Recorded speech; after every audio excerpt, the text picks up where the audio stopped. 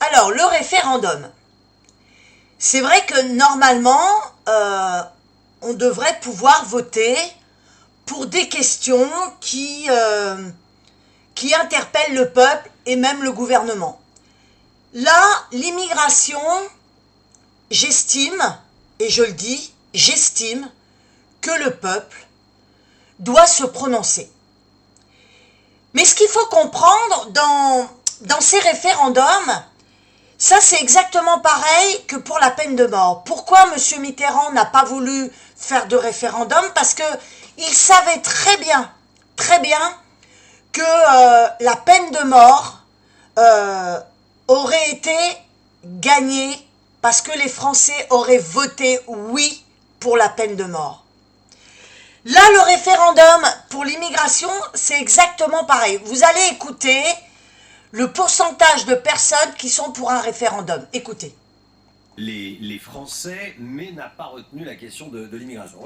Regardez les résultats de notre sondage. Voilà. 7 Français sur 10, hein, disons-le, ouais. sont favorables voilà. à un sondage sur un référendum sur l'immigration.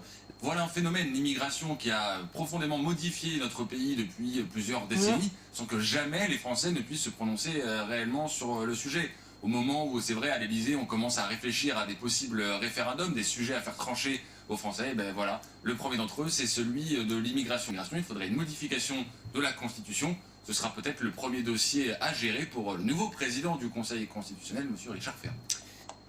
Voilà, donc vous avez entendu, c'est vrai que les référendums, les politiques, enfin les gouvernements surtout, ont du mal à lâcher prise parce qu'ils savent très bien que le peuple a raison.